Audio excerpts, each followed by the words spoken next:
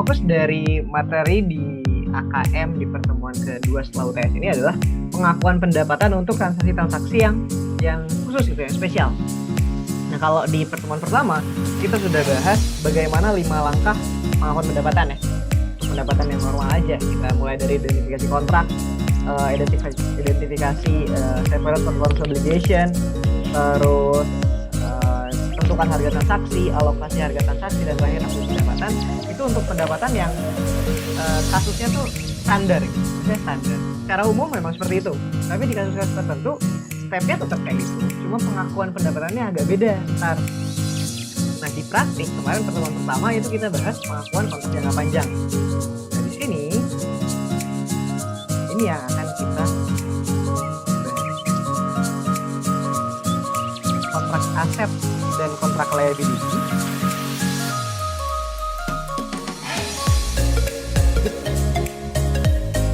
Sama isu-isu lain terkait pengakuan pendapatan. Kita mulai aja ke kontrak aset sama kontrak liability. Nah, konsepnya adalah gini. Suatu kontrak kita dari sisi penjual ya, kita dari sisi penjual biasa. Kalau kita mengakui pendapatan berarti kita dari sisi penjual.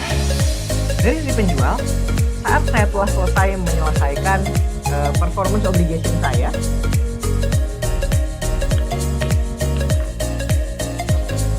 setelah saya selesai mengirimkan, misal saya PPA ya, PPA, saya berkewajiban untuk ngasih 50 barang misalnya, 50 barang ke customer, ke Mr. X. Nah, saat saya selesai performance obligation saya, yaitu ngasih 50 barang ke Mr. X, maka normalnya saya langsung boleh mengakui AR dong. Karena ya sales revenue-nya udah dicatat, udah boleh kita akui, dan berarti pasangannya kita boleh mengakui receivable. Nah, yang demikian itu kita sebut dengan hak tanpa syarat. Jadi kita udah berhak membil, kita udah berhak menagih AR kan dari hasil tagihan kan.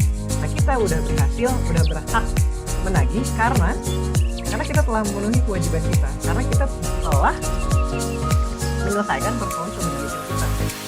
Nah, untuk hal-hal seperti ini ya udah kita catat sebagai AR. Ini kasus biasa, AR pada sales.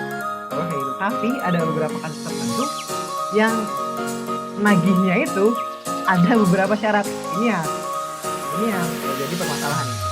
Conditional right. Misalkan apa nih teorinya kayak gimana? Untuk menerima imbalan karena perusahaan telah memenuhi satu kewajiban, namun masih harus memenuhi kewajiban lainnya sebelum menyampaikan tagihannya kepada pembeli atau pelanggan. Jadi hak bersyarat ini kayak gini ceritanya. Misalkan saya PTA itu menjual satu paket isinya yaitu satu laptop dan satu handphone. Di kontrak menyebutkan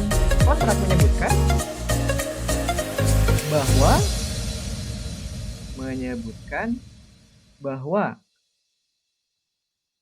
PTA baru boleh nagih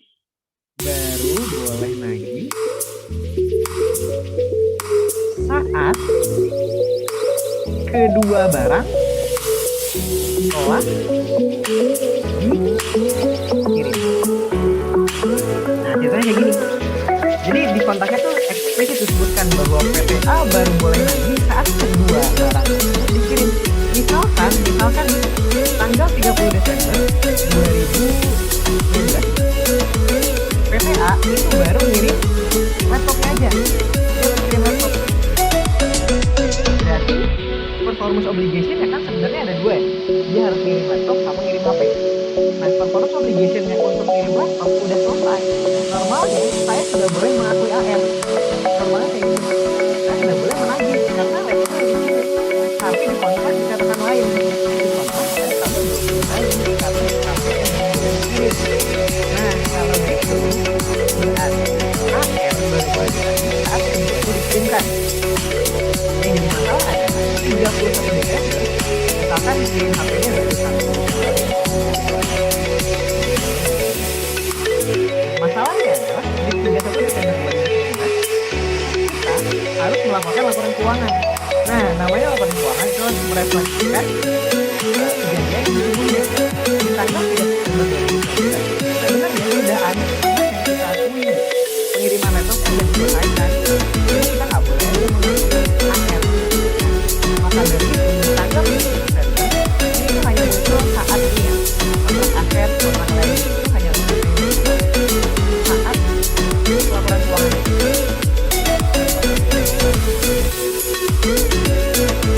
31 Desember kita akan masuk ke kontrak akhir.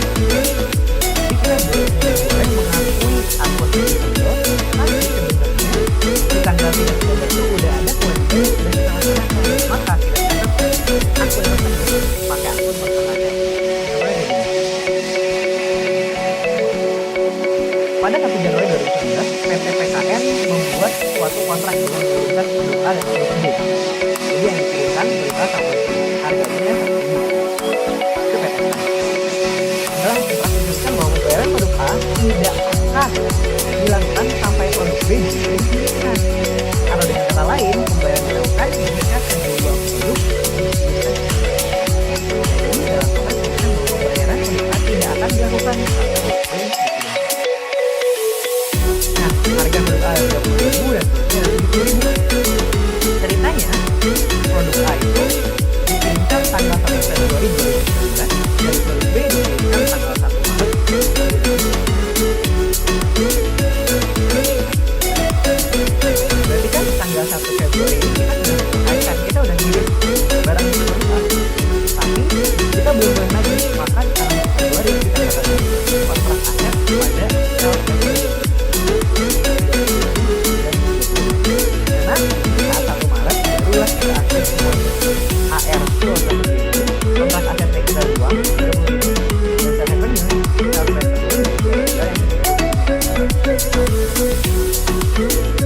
tapi sebenarnya ini tuh saya kan setuju sih sama ini, karena ini kan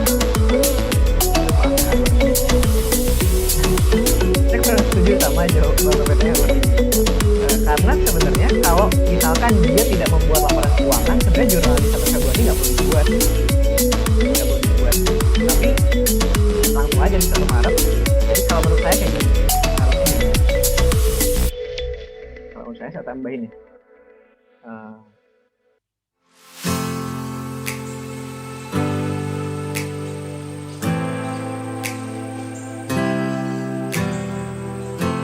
barang dikirimkannya jangan 1 Februari, tapi 1 Januari.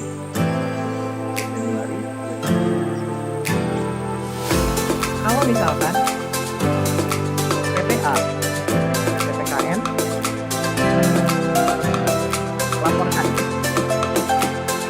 laporan keuangannya setiap 31 Desember, maka tapi kalau misalkan anggaplah dia itu ternyata bikin laporan keuangannya tiap 31 Januari, maka jadi ini menurut saya sih, dan kalau nggak salah buku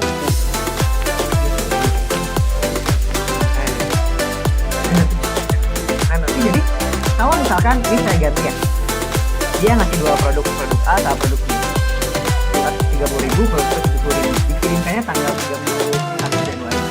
Nah, kasus pertama, jika PT PKN itu laporan keuangannya tiap 3 Desember, maka di 1 Februari dia nggak perlu bikin jurnal. Karena ya memang dia belum berhak untuk mengakui receivable maupun sales revenue sebenarnya. Karena kan mereka tuh jadi kayak satu paket yang tidak independen gitu.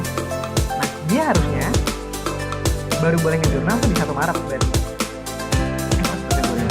3 Januari.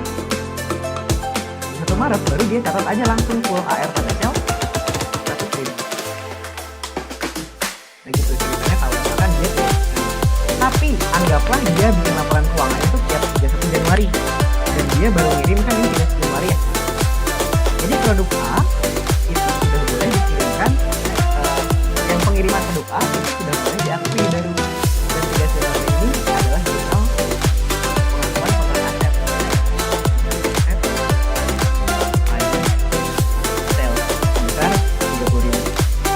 Jadi kalau urusan sih kayak gini yang lebih tepat. Tapi gini juga nggak apa-apa.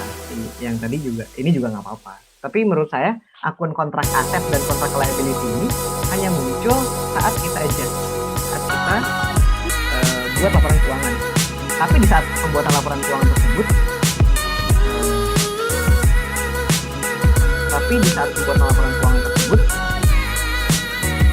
sudah ada barang yang dikirimkan, tapi dia tadi hak bersyarat, bukan unconditional right. Ini saya ganti jadi 31 Januari. Jadi produk yang dikirimkannya 30 Januari, saya ganti.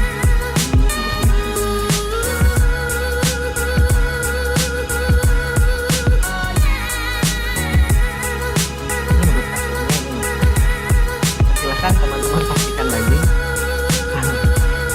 pastikan lagi sebenarnya nih bikin akun kontrak aset nih apakah selalu setiap conditional type atau hanya saat pembuatan laporan keuangan. Sepemahaman saya sih kontrak aset ini hanya muncul saat ini aja, saat dia laporin laporan keuangan. Seingat saya bisuan kayak gini, tapi saya udah lupa. Itu udah dadakan ya teman-teman. Itu dadakan. Jadi saya belum baca-baca bisuan buat ngajarin. Tapi seingat saya kayak gini. Kak, jadi 31 Desember jurnalnya gimana? Ya udah, kalau di sini nggak ada jurnal apa-apa. Desember kan akhir pada Desember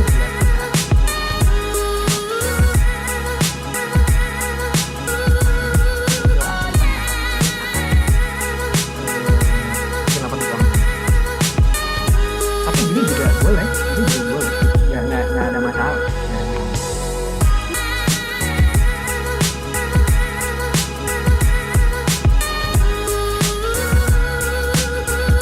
Iya, yang atas nggak ada pengakuan kontrak aset di sini. Kenapa? Karena ya udah nanti aja bikinnya, nggak perlu dulu bikin kontrak aset. Jadi pengakuan AR pada shelfnya langsung aja pada saat semua dikirimkan.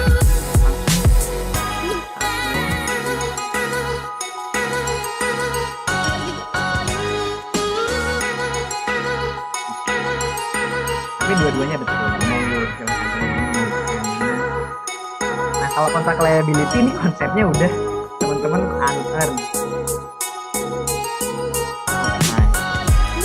Contohnya pada 1 Maret 2019 PT PKN membuat suatu kontrak untuk mengirimkan barang pada 31 Juli.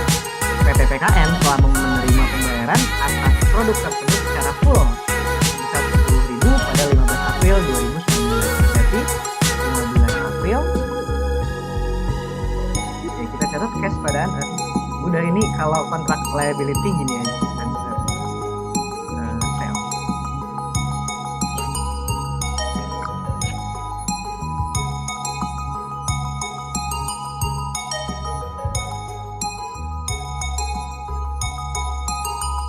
Kak, kan di PPT kuliah right of return, kenapa pas kakak jelasin di kelas sebelah itu sales return and allowance, di sini kontrak? Oh, itu beda ya kasusnya. Di sini kasusnya itu bukan return, tapi ini terkait dengan pengakuan pendapatan kita. Kalau yang return nanti kita bahas juga. Ini tuh terkait dengan, oh iya saya lupa, setiap ada yang tanya harusnya tuh saya copy ke everyone ya, biar teman-teman tahu apa yang saya omong.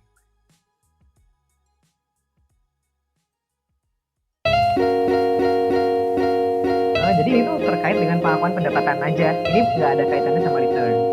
Ini tuh pengakuan pendapatan, misalkan barangnya ada dua nih, tapi dua-duanya ini tadi ya kita boleh nagih saat dua-duanya udah dikirim. Tapi kasusnya adalah saat barang udah sebelum dikirim gimana nih kasusnya? Maka kita akui kontrak aset. Terus apa lagi pertanyaannya? Kak, tadi kan hak yang kondisional ya. Betul, kondisional tuh berarti salah satunya kalau yang tidak bersyarat gimana Kak? Kalau tidak bersyarat itu AR biasa. Kalau hak bersyarat ya udah AR pada syarat aja langsung. Pokoknya kamu udah ngirim barangnya, kamu boleh nagih gitu, selesai. Gak ada hak, gak ada syarat-syarat kayak yang kedua ini. Jadi ya udah saat saya kirimkan, saat itu juga saya boleh akui AR pada syarat. Kalau yang satu tidak bersyarat. Kontrak liability Tapi tadi ya konsepnya unearn aja udah. Nah sekarang baru kita masuk ke sebenarnya materi pekan ini tuh ini isu pengakuan pendapatan. Jadi ada 7 ya, 1, 2, 3, right of return, requisite agreement, bill and hold, principal agent, konsinyasi, warranty, sama non-refundable apa. Kita bahas satu persatu ya. Wow, sampai satu.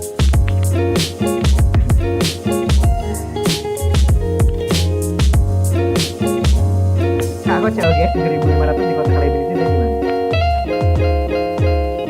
Oke, ini berarti given ya.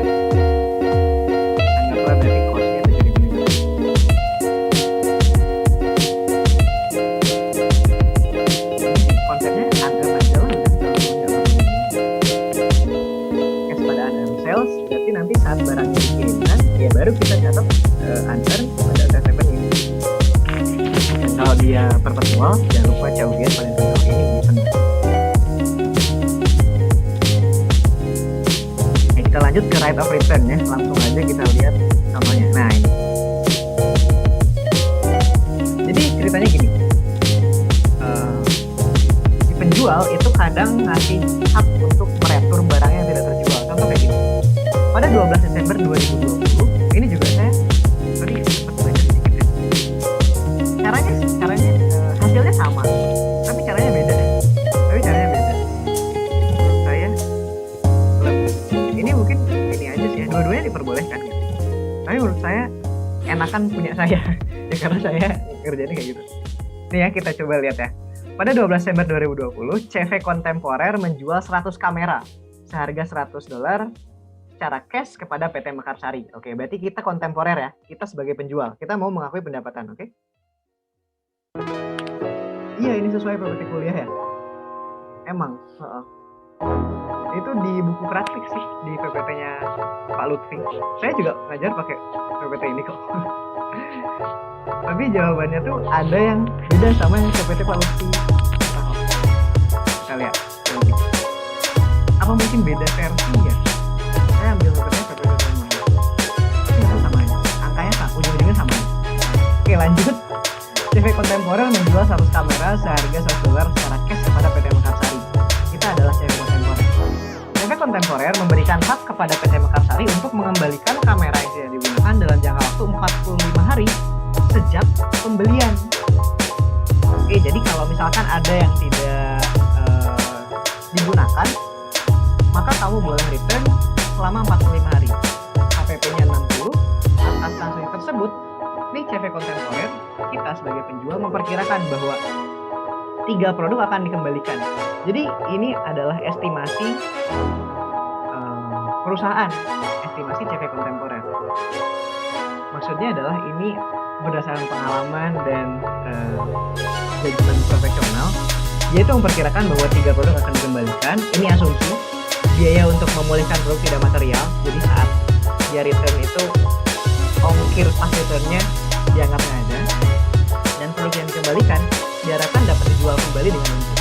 Jadi inventory-nya nggak rusak, tapi dikembalikan aja dan dapat kita jual kembali. Nah berarti coba saya bikin dari aja. Saya lebih enak kayak gini.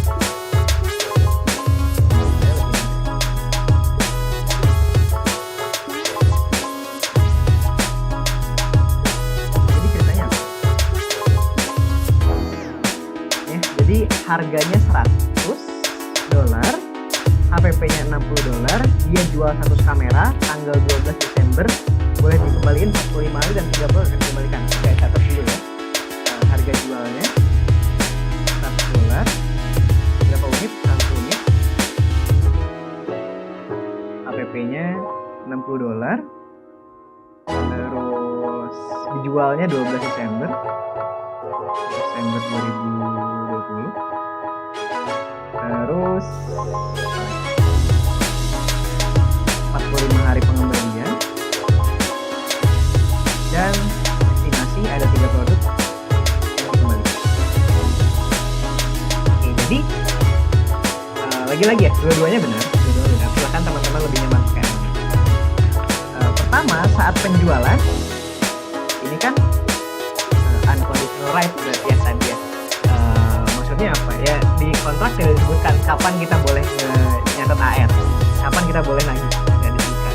Berarti ya kita asumsikan bahwa saat kita menyerahkan aset, setelah kita menyerahkan kamera, maka saat itu juga kita boleh mencatat AR. Maka 12 Desember saya catat AR pada sales sebesar $100 kali 100 unit.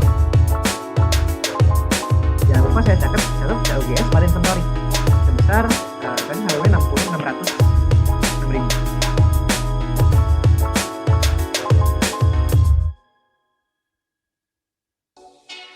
Oh iya, kas ya, kas ya, jadi secara tunai ya, oke. Ya pindah kayak gitu lah ya. Tadi estimasi 3 produk. 12 Desember kayak gini ceritanya.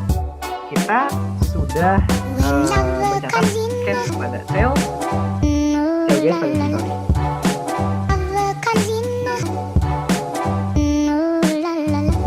Oh yang lain sih.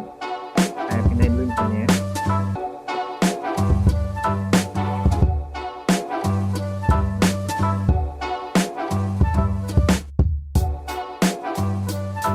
Nah, pada 24 Desember dia mengembalikan 2 kamera.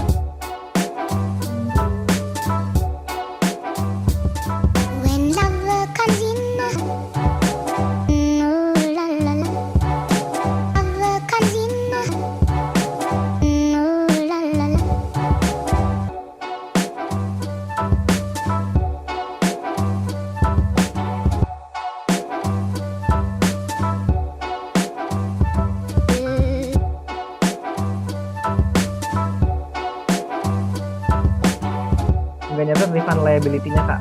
Nah itu beda-beda sih emang caranya. Kalau mau nyatet refund liability sekarang silahkan, tapi kalau misalkan enggak pun jadi kayak gini. Jadi 12 Desember ini cash pada sales, COGS pada inventory. Ini misalkan 24 Desember ya, PT Mekarsari mengembalikan 2 kamera. Jadi yang real dikembalikan itu 24 Desember ada 2 kamera. Berarti kita catat aja sales return and allowance pada cash sebesar 2 unit 200 berarti. Selanjutnya kita catat return inventory pada COGS sebesar 60 kali 2 unit. Nah, jadi ini yang aktual aja kita catat. Ini aktual aja kita catat. Gitu ternyata. Jadi visualnya belum update ya. Oke, kalau gitu kita ikutin tutorialnya Kak Kurnia ya. Sip, terima kasih atas infonya. Oke, kalau gitu kita bahas yang ini aja. Emang ya, padahal beda tahun doang tapi kayak udah perubahan udah jauh. Oke, kalau gitu berarti kita catatnya sesuai dengan rate of return. Jadi saat 12 Desember kita akui cash pada sales revenue dan kita langsung catat, langsung kita sekarang, langsung saat ini juga, langsung saat transaksi banget kita melakukan penyisihan. Kita catat ke akun refund liability. Jadi kita seakan-akan punya kewajiban untuk mengembalikan uang yang sudah diberikan sebanyak 3 unit tadi. Jadi langsung kita sisihkan sebesar 3 unit yang diestimasikan bakal dikembalikan. Jadi ikutin yang ini aja. Terus COGS pada inventory sebesar inventory yang dikeluarkan kan 26.001 unit. Tapi COGS yang diakui itu baru 97 unit aja. Kenapa? Karena yang fix menurut perusahaan adalah terima kasih infonya. Kayak ini kasusnya kita menjual kepada penjual. Iya, kita menjual kepada penjual betul. Ini sesuai sama PSAK 72. Sip. Nah, debitnya kita langsung catat juga di sini. Estimated inventory return sebesar 3 unit kali harga pokoknya. Jadi di sini langsung juga kita sisihkan yaitu estimasi return inventory sebesar 3 unit. Jadi COGS-nya nggak full, dia cuma 97 unit, dan 3 unitnya lagi itu kita akui sebagai ini tuh nanti masuk ke inventory juga. Jadi estimasi inventory sebesar 3 kali 60.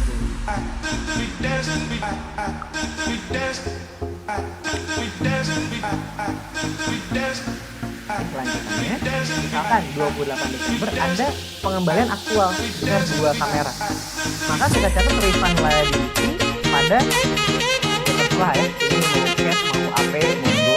Intinya adalah kita mengembalikan kewajiban kita sebanyak 3 unit tadi. Ternyata beneran kejadian kita mengembalikan, ya udah kita bayarlah 2 unit cash atau AP, karena kan tadi tidak material kan. Caranya nggak dikasih tahu, terus ongkirnya juga nggak dikasih tahu, jadi cash pada AP boleh. Nah, lagi-lagi tadi kalau misalkan barangnya dikembalikan dan barangnya itu berhasil untuk dijual, masih bisa untuk dijual, maka kita catat inventory pada mengurangi estimasi yang di sini tadi.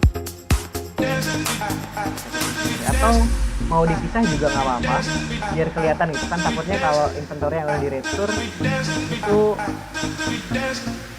dijualnya mungkin kalau di rendah harganya.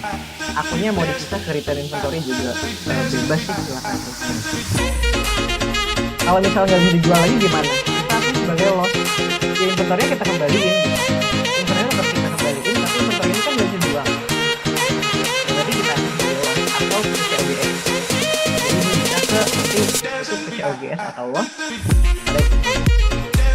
kalau misalkan ditutup gitu, inventory-nya dibuang, ya nggak bisa dijual. Gitu ceritanya. Rate of return ada yang mau tanyakan? Gitu aja. Oh, ini ya. Belum selesai. Misalkan sampai batas waktu 45 hari, satu lagi kan masih belum, kita estimasi ada 3. Yang lain baru 2. Satu lagi ternyata nggak diretur-retur 45 hari. Ya udah. Itu berarti kita tutup refund liability-nya. Liability-nya kan tinggal 1 unit lagi. Ini ada 3, udah dibuang 2, satu lagi kita buang. Sisanya masuk ke RE. Kalau ada ongkir gimana Kak? Biasanya sih jarang ada ongkir ya. Tapi kalau ada ongkir ya sudah. Nanti terserah di sini saat return aktual. Saat return aktual, misalkan kalau misalkan saya penjual, kalau penjual yang nanggung ongkir, ya berarti nanti bisa kita catat sebagai freight in, atau kalau dia ini bisa kita catat inventory pada cash gitu ya. Ini untuk nyatet ongkir, atau freight in gitu, kita catat freight in, karena kan ini dalam rangka memasukkan aset ke kita. Tapi kalau misalkan pembeli yang bayar ongkir, kan yang ngembaliin dia, ya udah yang bayar ongkir kamu lah gitu. Ya berarti kita nggak perlu bikin. Tapi biasanya jarang sih ongkir ini, biasanya ongkir dalam return ini jarang diperhatikan. Bikin ribet. Oke, strip rate of return selesai. Ada yang mau tanyakan? Lagi? Sorry. Yang tanya ada banyak. Ini berarti kita buat tempat lain.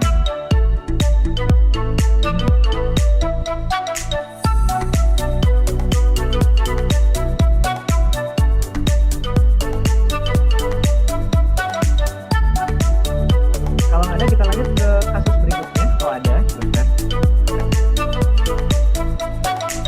Rate of return sama sales return and allowance sama ya? Berarti kalau berdasarkan PPT yang baru,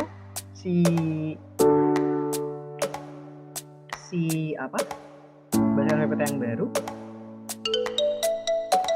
ya sama. Rate of return sama sales return and allowance itu sama. Kasusnya kayak gini. Ada yang tanya lagi apa?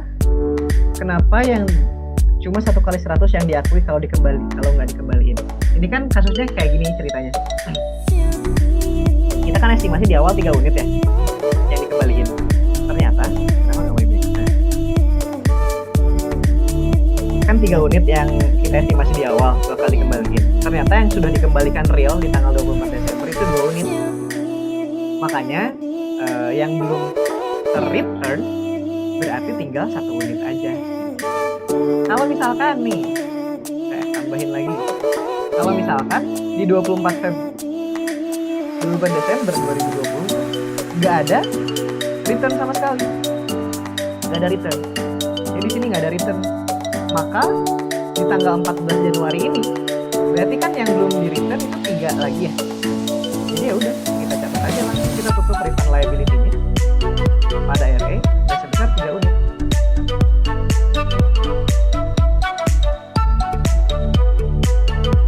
Oke, kita lanjut ke ngajar di kelas akun tuh emang kayak gini. Terus ngajar di kelas pajak juga. Saya tuh nggak sebanyak ini. Kalau misalnya pengembaliannya lebih dari estimasi gimana kak? Ih kamu aneh-aneh aja sih. Kalau misalkan yang 3 kamar sudah dikembalikan, tapi 3 September ada pengembalian 2 lagi.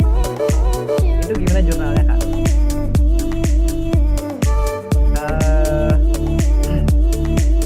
Lagi-lagi saya belum baca buku yang baru nih. Jadi saya nggak tahu.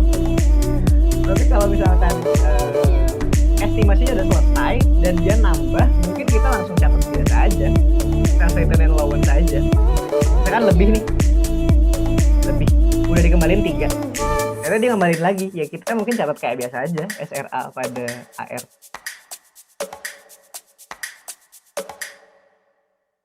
Jadi kita mengurangi self return and allowance, pada cash gitu ya, pada cash. Terus ya nanti return inventory pada inventory, ini aja. SRA ini mengurangi akun sales dan kok pada inventory, return inventory pada COGS. Nah, dan ini mengurangi COGS kalau misalkan dia lebih dari estimasi.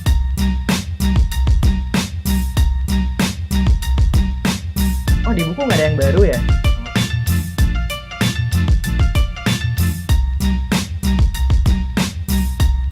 Return allowance sama refund sama kak? Sama. Refund kan ngembalin barang, duitnya dibalikin. Self return juga kayak gitu. Ini misalkan tadi ya, misal 3 sudah dikembalikan nih. Ternyata nambah 2. Ya berarti jurnalnya kayak biasa aja. Self return allowance pada cash, return inventory pada COGS. Mengurangi self revenue dan mengurangi COGS.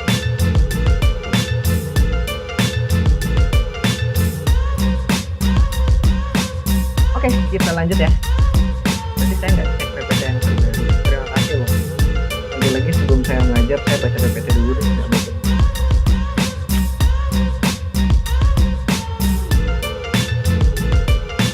Kalau di luar estimasi awal tadi, maka kita catatnya kayak biasa aja, self return allowance pada cash atau AR, terus return inventory pada COGS.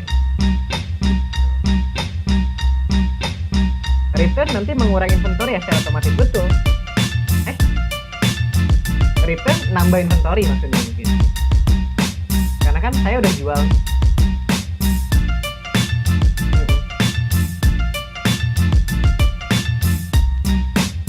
Di kasus tersebut dalam jangka waktu 45 hari tadi ya, jadi nambah 2 ini tuh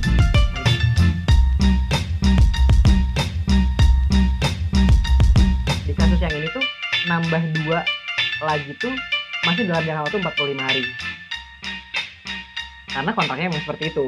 Kalau lebih dari 45 hari ya nggak mungkin kita boleh nyatat self return, karena ya itu bukan tanggung jawab kita lagi. Tapi kalau di kontraknya mungkin tidak disebutkan hanya 45 hari aja boleh return, ya berarti boleh.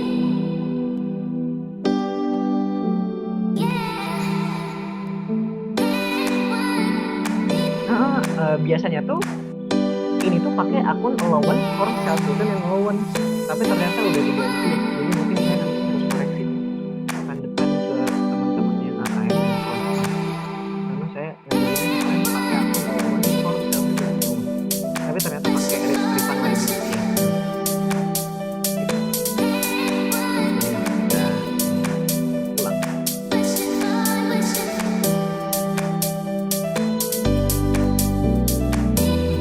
Kalau kalau lebih dari 45 hari atau lebih dari estimasi pengembalian berarti pakai self return ya.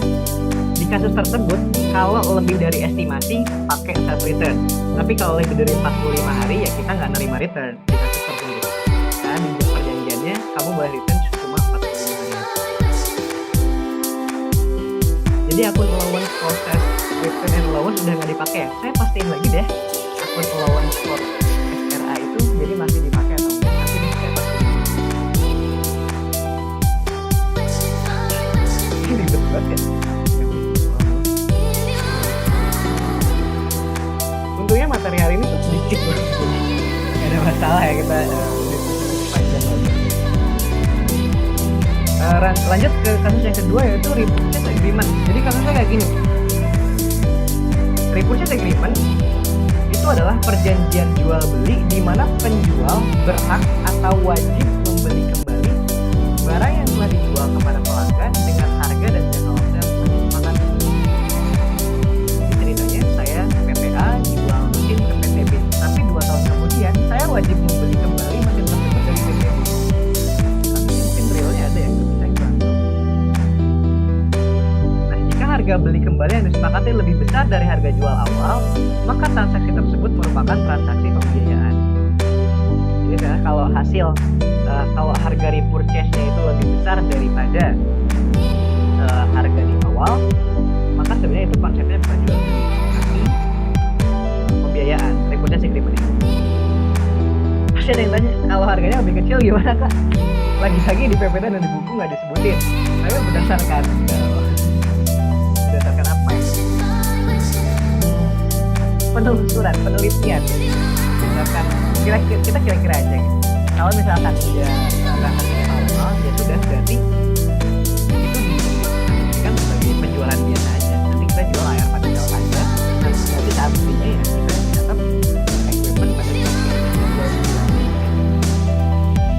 Nah tapi kalau misalkan kasusnya itu harganya lebih besar daripada awal, maka kita pakai aturan di karena dia merupakan transaksi. Contoh, PT PKN, seorang dealer peralatan menjual peralatan pada Januari 2011 pada PT Stan senilai 1 juta. PT PKN mengadakan kesepakatan untuk membeli kembali peralatan tersebut dari PT Stan pada 3 September 2020 senilai 120 juta. Jadi dia jualnya Januari 2019, wajib beli kembali 3 September 2020. 2 tahun ya? 2 tahun. Jual awal 100 juta, beli kembali 121 juta. Berarti kedua syarat ini terpenuhi. Berarti ini kita pakai repurchase agreement. Kita pakai aturan repurchase agreement. Demikian tingkat suku bunga 10%. Maka PT PKN 1 Januari 2019 kita jual ini loh, kita jual peralatan loh. Tapi karena ini repurchase agreement, kalau dia lebih atau kurang dari waktu yang ditentukan itu gimana ya kak? Kayaknya sih nggak mungkin ya. Karena di kontraknya pasti jelas gitu.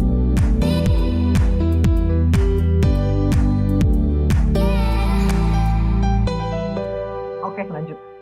Karena kan nanti di kontrak itu pada tanggal sekian wajib membeli kembali barang dari PT Stan. Jadi harusnya nggak mungkin ada lebih atau kurang. Di 1 Januari kita jual, tapi kita tidak mengakui sales revenue.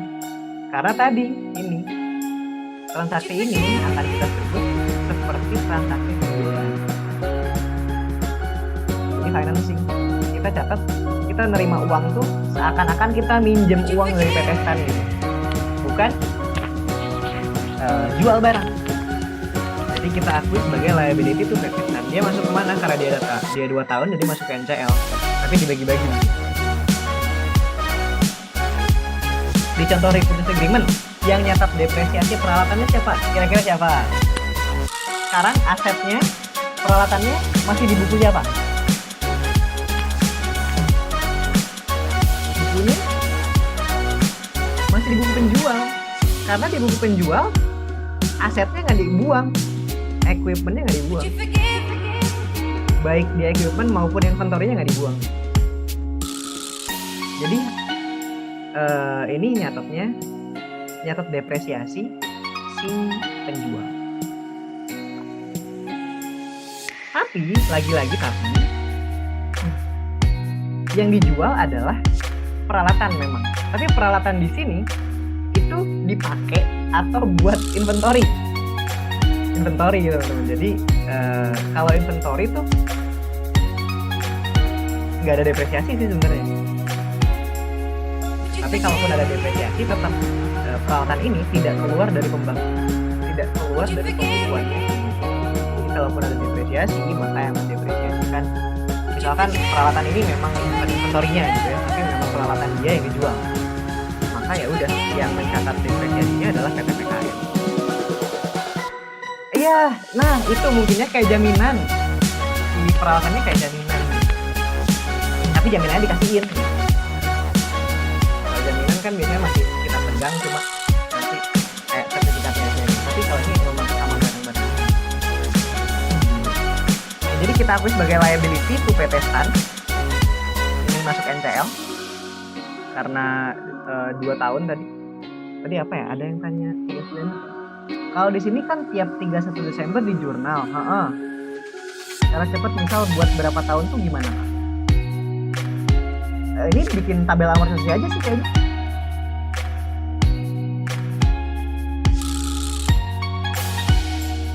Kalau alatnya rusak pas masih diisi pembeli gimana Kak?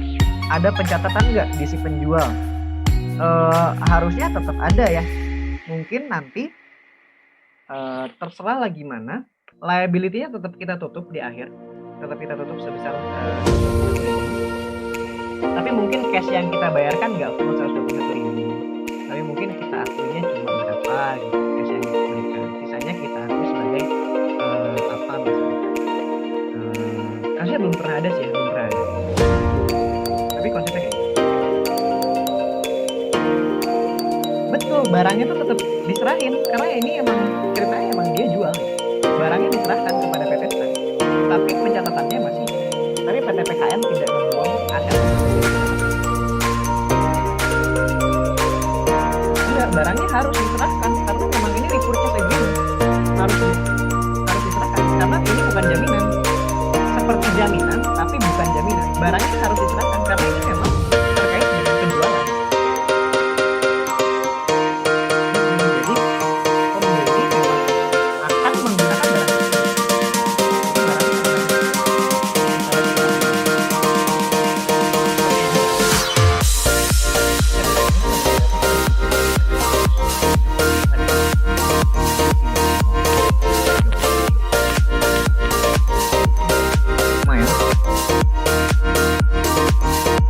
Ini tuh kayak ini aja, kayak teman-teman bikin tabel amortisasi kayak biasa aja.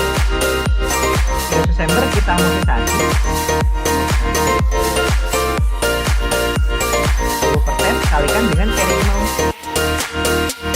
Terus di 3 Desember tahun berikutnya carrying amount-nya kan 100.000, ini liability-nya 100.000 tambah 10.000, jadi carrying amount-nya udah 110.000 kali 10%, maka interest expense adalah 11.000. Berarti saat pelunasan liability kita adalah 100.000 tambah 20.000 tambah amortisasi 11.000. Liability PT Stan pada cash 121.000.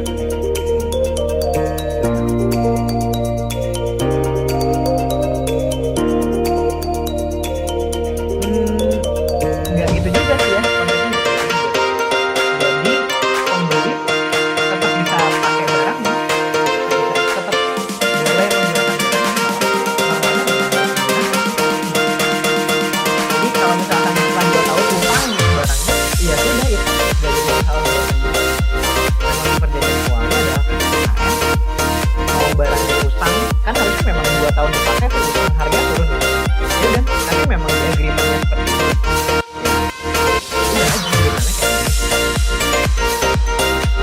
Jadi pertama kita catat cash pada liability, habis itu amortisasi dan di akhir tahun lunasi liability.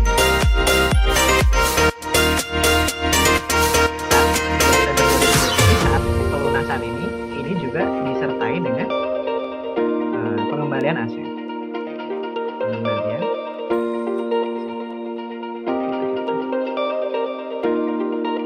Oke, kita lanjut ke bill and hold ya. Bill and hold. Kasus ketiga. Bill and hold ini sih sebenarnya nggak aneh sih, nggak aneh. Konsepnya kayak gini aja, kita baca di sini ya. Transaksi jual beli di mana penjual itu telah memberikan tagihan, jadi sudah boleh menagih berdasarkan kontrak, berdasarkan performance obligation, berdasarkan apapun, penjual itu udah boleh ngebill, udah boleh nagih. Tapi fisik barangnya tuh masih di hold di penjual. Kenapa? Karena request pembeli, karena request pelanggan, karena pelanggannya juga siap menerima. Maka kalau misalnya kayak gitu ya sudah, saat dia boleh melaksanakan tagihan, maka saat itu juga dia boleh taruh AR pada sales. Meskipun barangnya masih stay di gudang kita. Biasanya kenapa tuh nggak siap menerima barangnya? Namanya kayaknya gitu. Nah ini dia. Jadi PT PKN menjual perapian senilai 450.000, kosnya 280.000 kepada PT Stat pada 1 Maret. Yes, tempat belum siap. Biasanya alasan ya itu, tempatnya belum siap, gudangnya belum siap. Jadi dia 1 Maret jual barang dari PT PKN ke PT Stat. Jual. PT Stan mengikat kontrak dengan PT PKN. Nah, jadi yang mengikat kontrak untuk ngasih tahu bahwa barang tersebut disimpan aja adalah pembeli biasanya, atas permintaan pembeli. PT Stan kan pembeli. Dia katanya perapiannya itu tolong dong simpan dulu di gudang PT PKN penjual, karena jadi yang mintanya itu adalah biasanya beli, makanya dia itu beli dan dijual sebenarnya, cuma pembeli sendiri yang minta barangnya jangan dikirimin. Nah kalau kayak gitu berarti ya sudah, ini berapa lama tergantung, sampai kapanpun itu,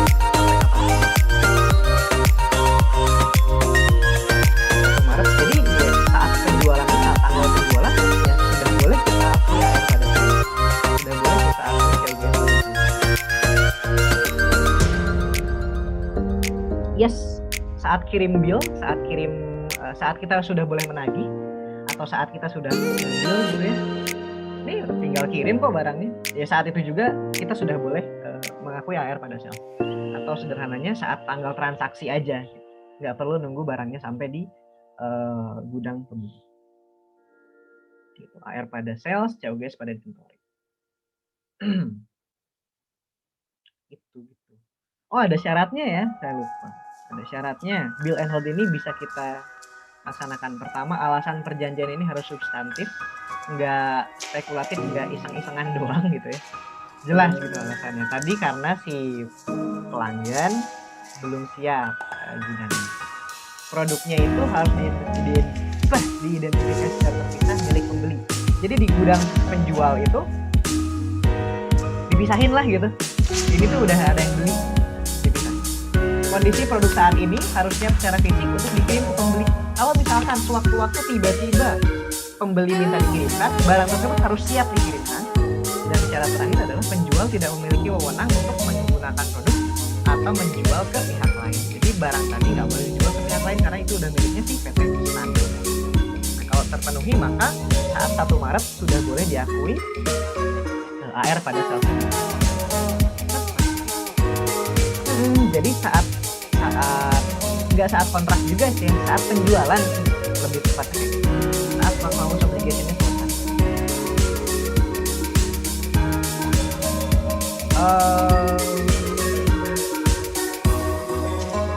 Substantif itu maksudnya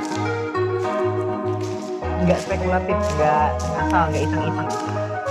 Contohnya alasannya jelas gitu. Alasannya jelas gitu aja sih, mungkin sederhananya gitu. Bukan spekulatif. Kalau misalnya daripada saya lumayan menemukan kamu aja gitu, itu iseng. Tapi alasannya harus jelas lah sebenarnya gitu. Waktu batasan nitipnya berapa lama Kak? Tergantung ya terserah sampai kapanpun itu. Nah kalau gitu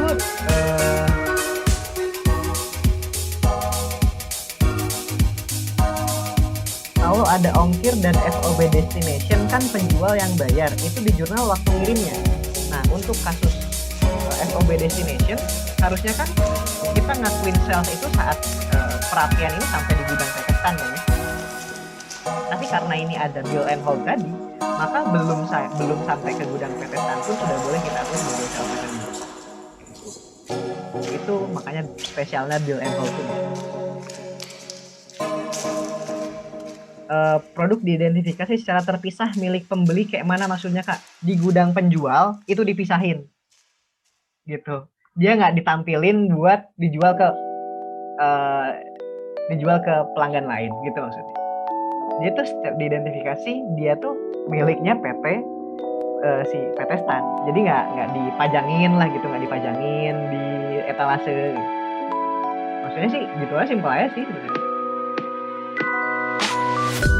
Oke, bill and hold, jadi kita nyatet AR pada sales aja pokoknya. Principal agent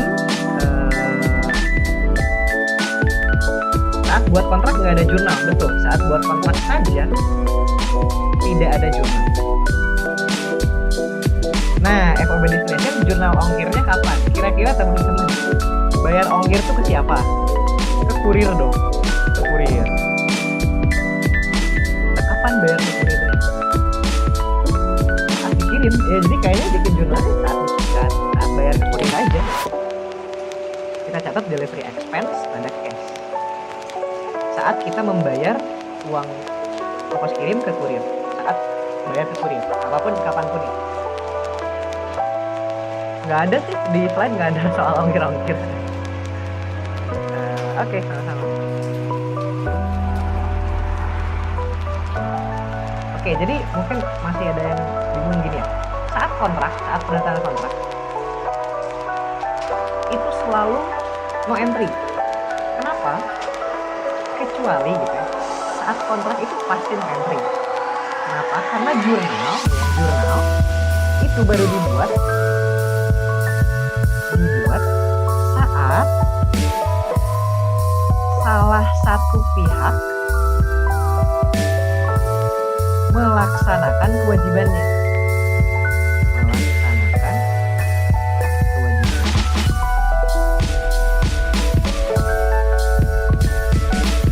Jadi saat kontrak, misalkan kontrak saya mau menjual perapian kepada PP Stan, kontraknya 1 Maret. Di 1 Maret nih saya belum kirim, PT Stan belum bayar, berarti kan dua-duanya belum melaksanakan kewajibannya. Penjual belum ngasih barang, pembeli belum ngasih uang, berarti no entry. Tapi kalau misalkan saat kontrak, misal teman-teman beli ke Indomaret, teman-teman kan berkontrak juga sebenarnya. Saya mau beli ini, kontraknya adalah teman-teman beli minuman. Tapi saat itu juga teman-teman bayar, maka meskipun dia saat kontrak, kalau teman-teman udah bayar ya berarti udah harus beli. Karena salah satu pihak sudah melaksanakan kewajiban. Apalagi kalau belanja di Indomaret, di saat kontrak saat itu juga dua-duanya ngasih kewajibannya. Teman-teman bayar, terus di Indomaret juga langsung ngasih barangnya saat itu juga saat kontrak. Nah, baru teman-teman bikin jurnal. Tapi kalau misalkan kontrak aja nih, misalkan kontraknya kontrak gede gitu, saya mau beli mobil 1 bulan ke depan dengan harga 200 juta, barang dikirim 1 bulan ke depan, dan uang dibayar 1 bulan ke depan. Maka saat kontrak tidak ada yang melaksanakan kewajibannya, sehingga no entry. Gitu. Jadi ceritanya buat kontrak-kontrakan ya. Kontrak-kontrakan. Oke, lanjut ke mana nih? Jam berapa ini? Masih banyak materi ini. Enggak ada yang lupa. Cek deh biar kita semangat. Masih banyak lah ya. Masih banyak. Enggak ada yang. Soalnya ada beberapa yang nggak ada jurnalnya. Kayak agent ini tuh jurnalnya belum dipelajarin karena itu bla-bla doang. Jadi principal agent relationship, induk dan agen, hubungan induk dan agen. Induk adalah yang sebenarnya menjual. Biasanya agen adalah pihak yang membantu prinsipal dalam menjual barang atau jasa kepada pembeli. Sederhananya nih mungkin gimana?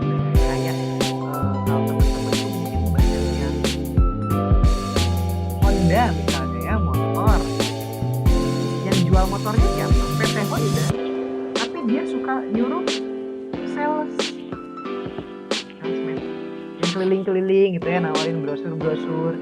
Nah ini konsepnya kayak gini, ini prinsipal, ini agent.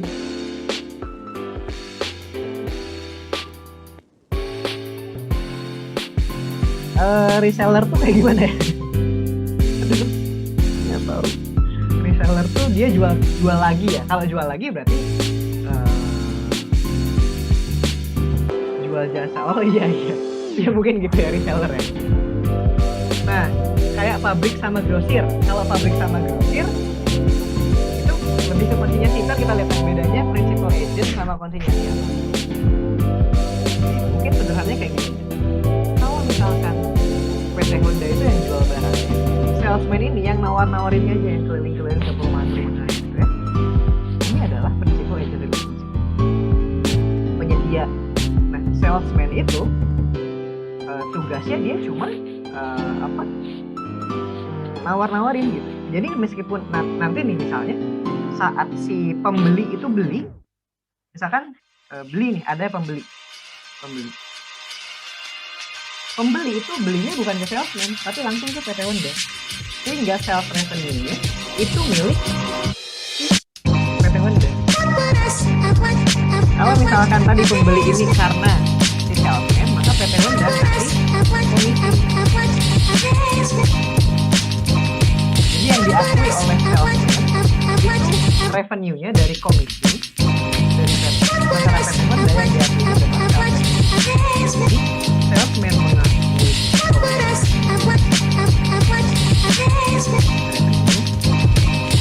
PT Honda mengakui komisi ini dikasih dari PT Honda ke salesman, sehingga PT Honda dalam rangka ngasih komisi ke salesman dia nyatet commission expense, tapi tidak di jurnal ini konsepnya aja, jurnalnya nggak dipelajari, jadi cuma tahu aja konsepnya kayak gitu. Oke, sekarang kita masuk ke konsinyasi. Konsinyasi adalah sebenarnya itu hubungan principal agent, tapi bedanya adalah di sini induk, atau kalau induk principal ya disebut consignor di sini. Jadi tadi principal ini kita sebut dengan consignor, agent kita sebut dengan consignee. Bedanya apa?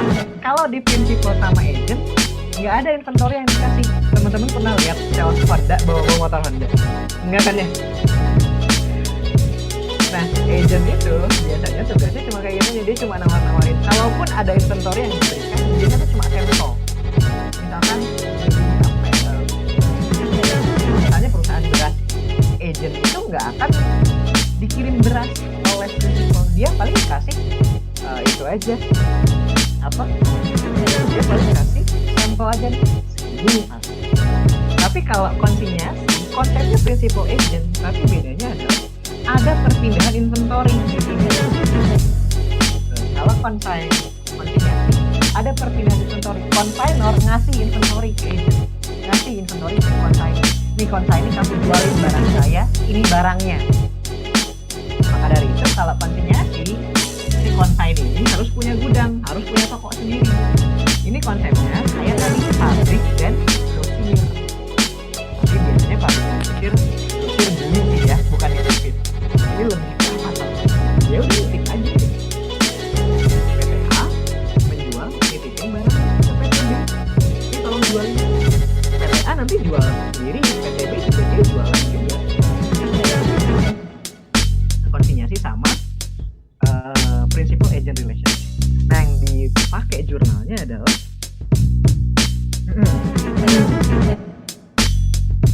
apa nih? Kalau jual barang di konsinyasi, terus kalau dikasih pilihan principal agent atau konsinyasi gimana kak? Atau ini hal yang terpisah? Ini hal yang terpisah ya. Jadi konsepnya mirip memang, tapi beda banget. Jurnal-jurnalnya pun nanti kita pelajari lebih dalam di sini adalah principal agent gak dibahas. Untuk konsinyasi dan consignor dan consignee itu gimana pendapatannya ya? Pendapatan si consignor masih sama-sama tadi self revenue. Consignee mengakuinya pendapatan komisi revenue. Gitu ceritanya.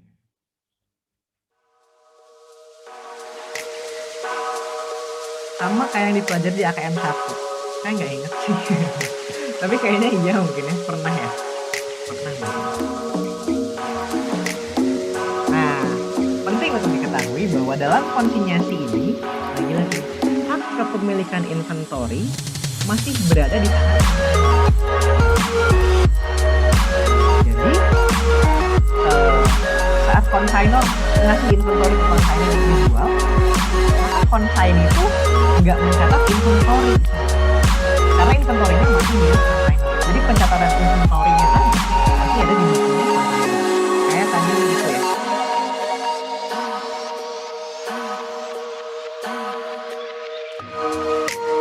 Enggak ya, konsinyasi itu bisa perpetual, bisa periodik kok, sama aja. Contoh jurnalnya kayak gini ya. Contohnya kayak gini. Saya lebih enak pakai soal yang bahasa Indonesia aja. Berarti di konsignee nanti nyatetnya sebagai apa ya kak? Nggak ada yang dicatat di konsignee. Ada inventory-nya tapi nggak masuk pembukuan konsignee. Atau kalaupun mau nandain gitu, boleh dicatat consignee inventory gitu, tapi jarang. Saat pengiriman itu nggak ada jurnal buat si consignee. Saya lupa dari tadi pertanyaannya tuh. Persamaan consignor sama agent itu mereka dapatnya komisi. Yes, betul. Revenue yang diakui oleh agent dan consignee itu adalah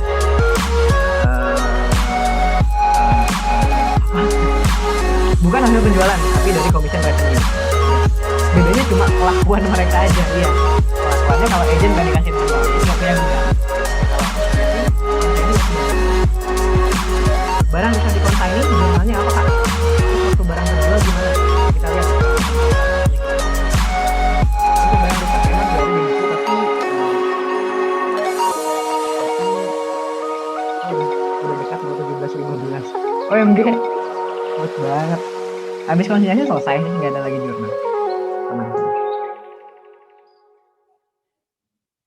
Masih ada warranty nih.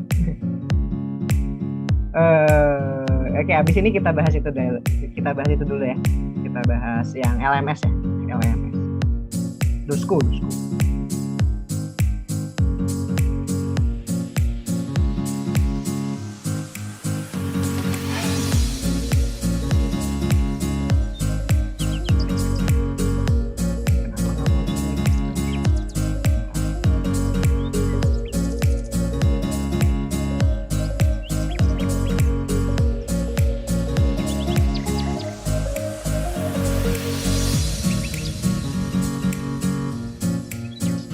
Oke, jadi gini, untuk soal konsinyasi ini kayak gini.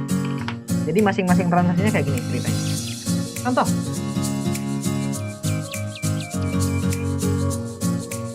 Kemarin belum bahas soal ya. Oke, ntar kita lihat ya. Habis ini kita coba masuk ke sana dulu deh ya. Soalnya warranty ini sebenarnya konsepnya mirip kayak yang udah kita pelajari di video lain. Jadi ceritanya kayak gini. PT Rinjani, ini consignor ya. Mengirimkan barang dagangan senilai 36.000 kepada toko Krakatau consignee. Jadi consignornya Rinjani, consignee-nya Krakatau. PT Rinjani membayar biaya pengiriman sebesar 3.750, sedangkan toko Krakatau membayar biaya iklan sebesar 2.250. Nantinya akan diganti oleh PT Rinjani. Iklan yang dibayarkan oleh Krakatau nanti bakal diganti sama Rinjani. Pada akhir periode, toko Krakatau ternyata menjual 2/3 dari barang secara konsinyasi tadi, dengan harga totalnya 40.000 secara tunai. Selanjutnya, toko Krakatau melaporkan penjualan tersebut kepada PT Rinjani, sekaligus menyerahkan uang hasil penjualan kepada PT Rinjani, setelah sebelumnya dipotong komisi penjualan sebesar 10%. Buatlah jurnal yang dibuat oleh PT Rinjani dan PT Krakatau. Jadi biasanya jurnalnya kayak gini sih ya. Startnya dari saat kirim barang. Nah, tadi konsinyasi kepemilikan inventory itu masih miliknya konsainor, sehingga saat barang dikirim PT Krakatau tidak mengaku inventory. Udah aja gitu, itu ada inventory itu di gudang, tapi kok nggak misalnya pas diaudit ya, tapi kok kamu nggak masukin ke pencatatan, oh itu barang konsinyasi Pak, oh okay. Tapi di PT Rinjani ini buat nandain aja gitu bahwa inventory yang 36.000 ini tuh bukan inventory yang ada di gudang, tapi inventory untuk konsinyasi. Ya inventory pada inventory, jurnalnya sebenarnya sama gitu, jadi nggak ada yang berubah. Ini cuma reklas aja biar nandain bahwa inventory sebenarnya 36.000 itu punyanya konsinyasi. Itu saat kirim barang. Terus berikutnya ternyata untuk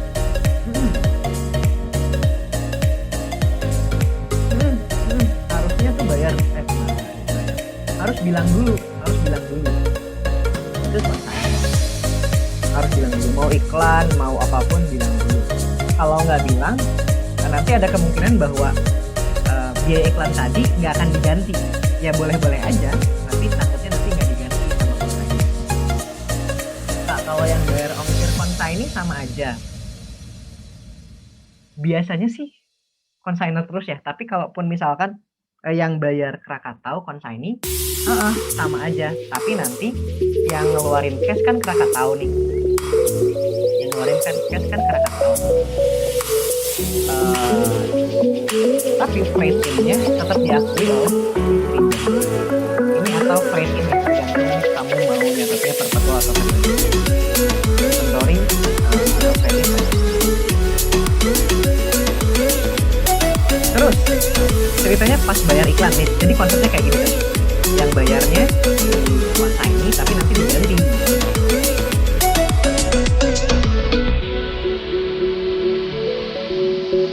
Freight in itu periodik, yes.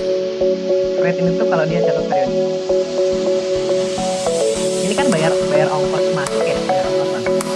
Jadi ongkos ini dibayar dalam rangka pemasukan inventory ke konsainor. Jadi nyatanya kalau perpetual kita tambahin ke dia periodik ke freight in. Nih saat mereka tahu bayar iklan, jadi ceritanya kan tadi bayar iklan ya, tapi iklannya bakal diganti. Maka si konsainor nyatet receivable pada cash sebesar biaya iklan. Kalau misalkan dia iklan aja gitu, tapi dia nggak akan diganti gitu, jadi ya udah dia catat expense aja di sini. Tapi kalau diganti, biasanya diganti. Normalnya sih kayaknya nggak mungkin konsainor bayar.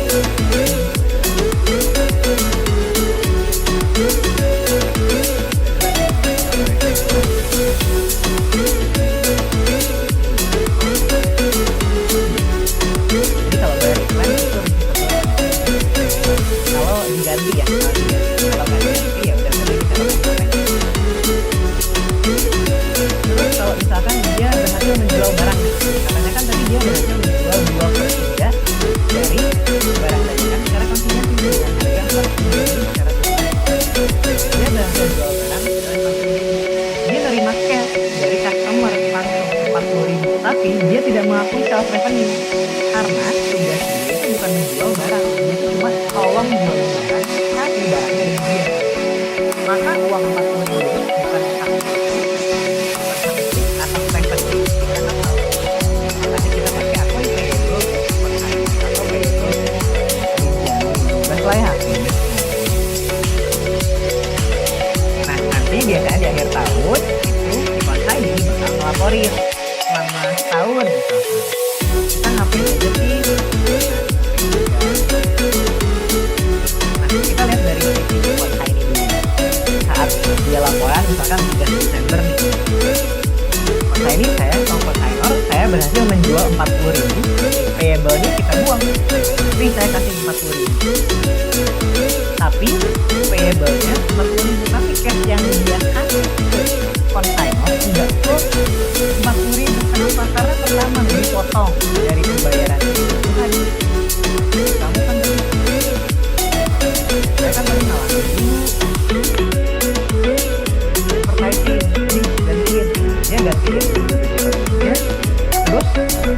kan dapat komisi sebesar katanya 10% ya dari penjualannya, komisinya 10%. Jadi cash yang dia berikan ke consignor itu cuma 30.000. Jadi cash yang dia terima dari pelanggan 40.000 dikembaliin ke consignor dia nerima 6.250. 4.000-nya untuk komisi, 2.250-nya ngembaliin uang nalangin iklan tadi. Dari sisi konsainor gimana? Dari sisi konsainor dia nerima uang sesuai yang dia kasih 33.750. Padahal yang terjual itu tadi katanya berapa? Harganya resepnya 40.000. Jadi revenue from consignment-nya 40.000. Tapi cash yang dia terima itu 33.000. Jadi kita catat revenue from consignment-nya ya bermaterial itu bebas lah nama akun. Revenue from consignment 40.000 sesuai dengan barang yang terjual oleh consignment. Tapi cash yang dia terima 33.750. Kenapa?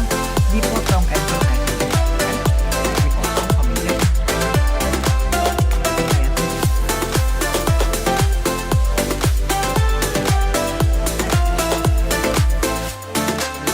Oh tadi ya, gimana kalau misalkan ada barang yang rusak gitu ya? Sudah, ini aja kan di consigning dia hanya terima inventory sama sekali kan. Berarti yang menjadi inventory dan inventory-nya hilang kan ntar sekali dikirim kan nggak mau. Iya dikirim tenang aja, setelah kelas nanti saya kirimkan di grup kan, sama di drive juga. Nanti kalau misalkan barangnya tadi rusak ya, maka dia dapat loss COGS pada inventory yang konsinyasi tadi.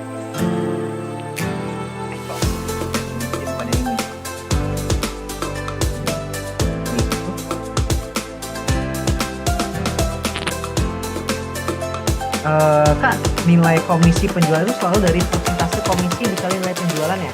Tergantung soal. Tapi biasanya tapi bisa aja komisinya tetap mau berapapun barang yang terjual, saya dapat komisi 10.000. Bisa aja, tergantung soal.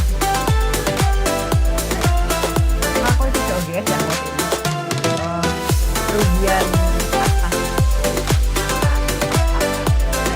barang yang rusak ya.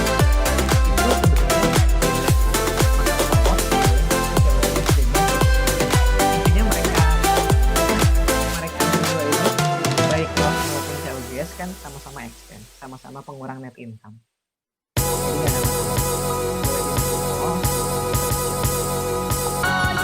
Jadi barang terbakar. Ini juga misalkan terbakar nih. Yang ngebakar sih ini konsain. Tapi ya karena konsain nggak ada urusan, ya udah. Yang nyatet inventory cuma si konsain. Boleh loss, boleh COGS.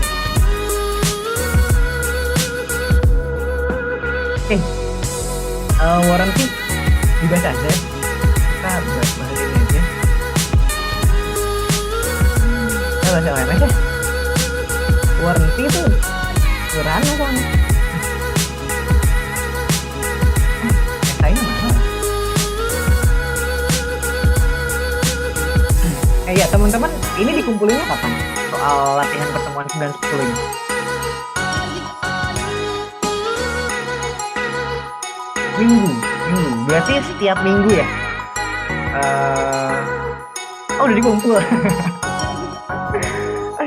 Cepet banget ya, padahal kan materinya baru minggu ini. Kalau gitu kamu ini aja berarti. Oh dikumpul hari ini ya? Oh sebelum kelas cara dikumpulnya. Jadi kalau gitu mau bahas LMS nggak? Soalnya kan saya dapat soalnya juga. Oke mau ya.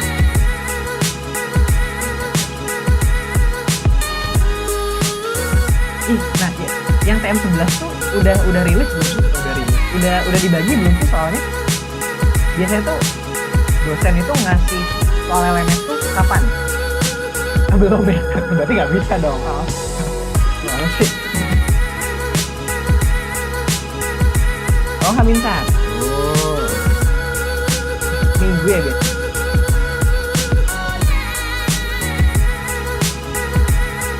Satu atau Yaudah, kita tetap bahas ya berarti ya. Karena banyak yang ini.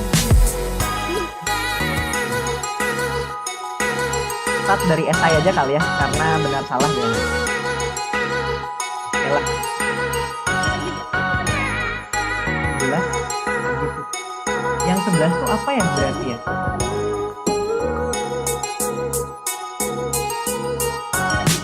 Yang pensiun ya? Nah kan katanya tadi dibaginya baru 1. Yang pensiun tuh berarti soalnya baru dikirim 1 kan? Apa gimana? Iya ini bahas dulu oke. Kopi dulu yang ini ya.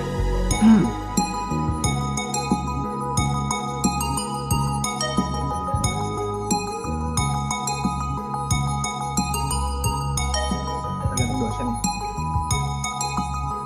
Saya mau kopi dulu, kita start dari SI-nya dulu ya.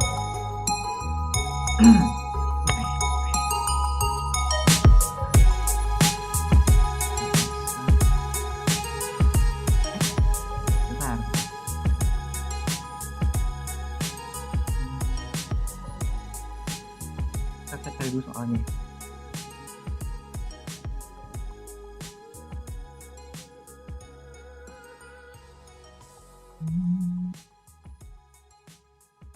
Di mana ya soalnya? Sebentar.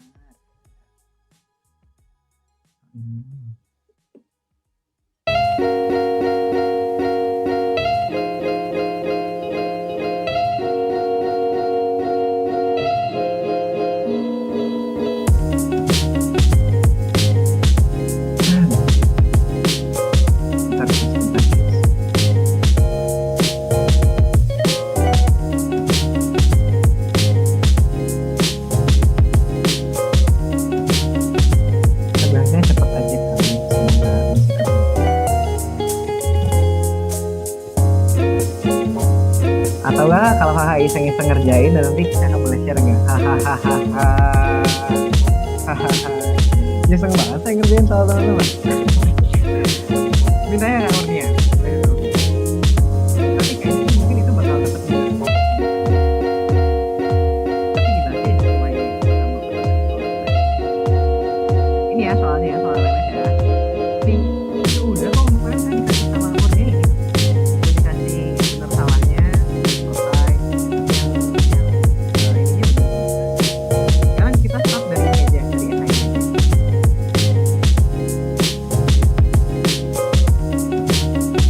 Jadi pada bulan November 2019 PT Fiona menjual 5.000 unit produknya kepada PT Dina dengan harga 400 per unit. Oke. Dengan ketentuan ini return tadi, rate of return tadi. Dengan ketentuan barang yang dapat dikembalikan dalam waktu 3 bulan jika terdapat produk yang tidak terjual oleh PT Dina. Fiona menginformasikan 5% dari penjualan akan dikembalikan. Ya, estimasinya 5%. Sampai dengan tanggal 3 September 2019, jumlah barang yang dikembalikan adalah 100 unit. Oke. Dalam laporan laba rugi 2019, Fiona akan melaporkan sales return allowance sebesar, kita coba pakai metode yang tadi ya, pakai yang baru tadi yang di PPT. Berarti saat November 2019 saat dia jual, berarti kita catat akhir pada sales ya sebesar 5.000 unit kalikan dengan 400 per unitnya. Terus kita catat juga AR sales, terus liability tadi akunnya recourse liability apa sih?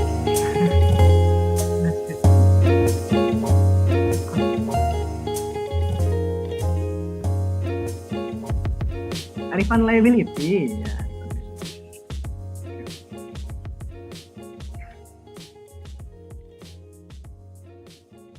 Iya netnya ini belum netnya refund liability ya.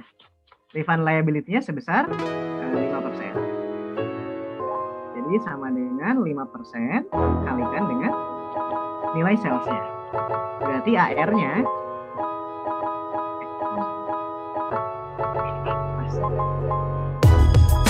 AR-nya full 2 juta. Nah, ini 5% kalikan dengan salesnya itu berkurang. Ini kurang. Ini ya, buat tanggal tersebut.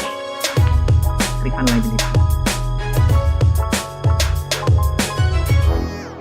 Oh, Kim Jisoo. Saya mau tanya dong, refund itu muncul pas transaksinya cash aja kan kak? Kirain kamu ngasih info. Ini pertanyaan juga ya ternyata. Enggak juga berarti. Kirain. Oke.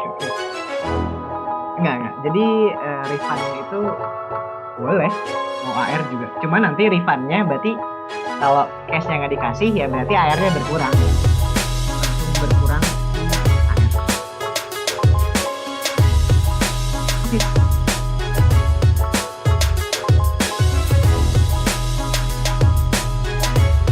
Jadi refund itu muncul pas hasilnya cash aja. Jadi kalau misalkan dia AR, jadi gimana tuh maksudnya? Kalau AR jadi langsung mengurangi. Jadi langsung net AR pada sel sebesar 1,9 juta.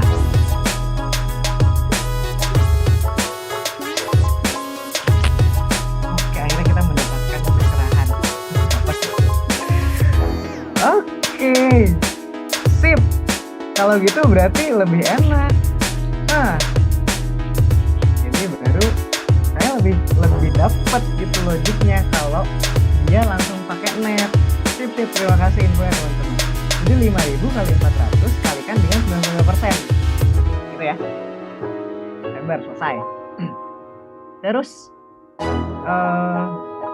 ternyata sampai tanggal 31 Desember 2019 yang dikembalikan katanya ada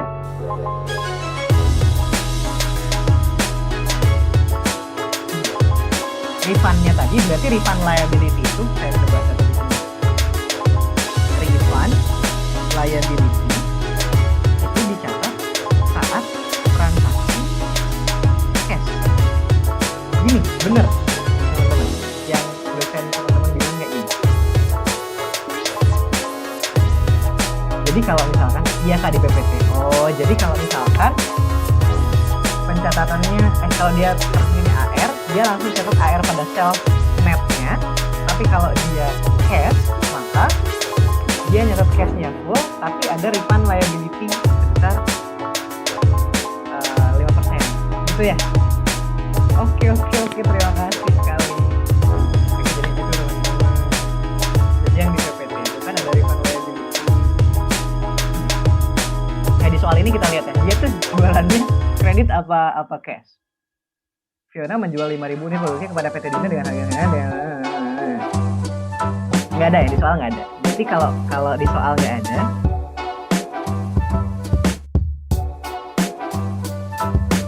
tapi kemarin kunci sama kayak jurnal yang pertama.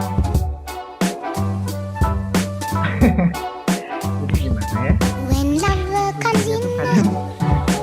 Mungkin kuncinya belum update. Ya, mungkin. Oke, kita coba kerjain kayak gini dulu ya. Kita asumsikan dia kredit karena normalnya transaksi besar itu selalu dilaksanakan kredit. Dan kita catatnya pakai net ya. Kuncinya tuh dari Lala, saya nggak tahu. Kemarin katanya dikasih lihat sama dosennya, tapi nggak dikasih mungkin ya. Oke, kita lanjut lagi. Berarti kalau itu 3 Desember kita catat sales return allowance kalau gini. Pada AR sebesar yang dikembaliin 100 unit kalikan dengan 400 per unit. COGS-nya sudah lah ya.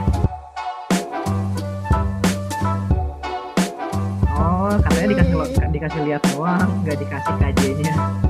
Jadi semangat teman-teman. COGS pada inventory. Ada cost-nya? Nggak ada. Dapat dulu ya.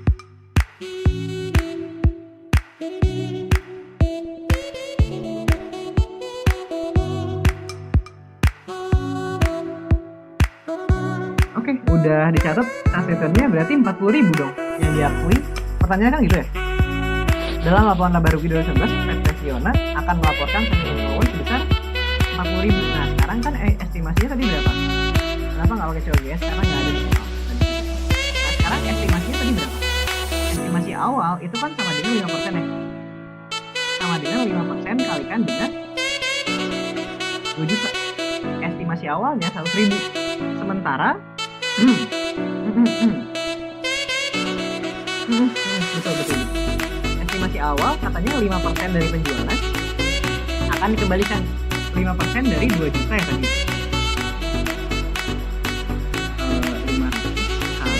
5.000 unit kan dengan 400 unit 100.000. Jadi estimasi awal 100.000. Sementara yang udah di return baru 40.000. Berarti tanggal 3 Desember kita harus bikin jurnal penyisihan juga, yaitu kita catat sales return and allowance.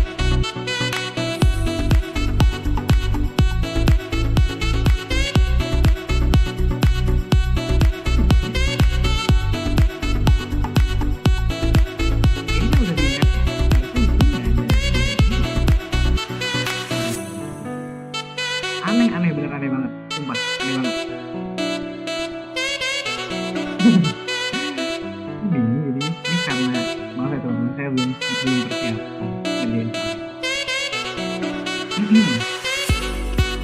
Oke, berarti kalau misalnya di awal dicatat gross boleh nggak sih? Ini boleh-boleh aja.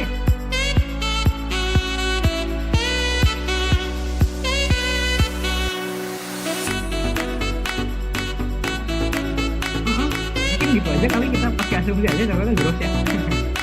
AR pada sales. Nah habis itu kan kita catat sales return pada AR. Nah estimasinya 100.000. Tapi yang di return baru 40.000. Sementara 3 September kita udah harus bikin laporan keuangan. Maka kita pakai ini allowance pada allowance.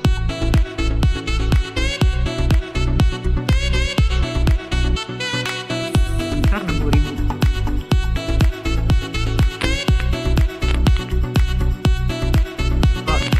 Gross. Kalau diperbolehkan kita pakai gross. Jadi yang dilaporkannya SRA-nya 100.000.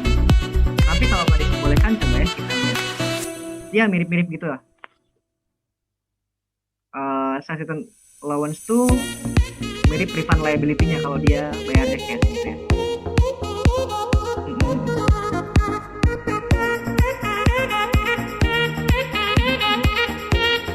Jadi kalau asumsi gross mungkin gini ya.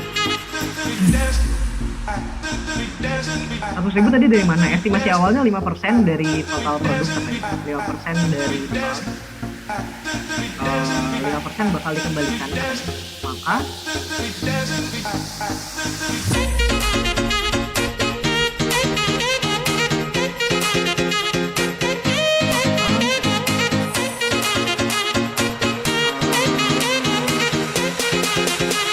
kayak 2 juta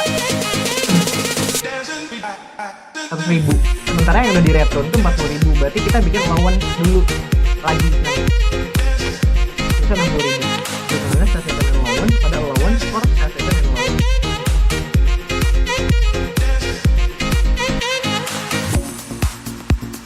Kayak gini jadi kayak gini.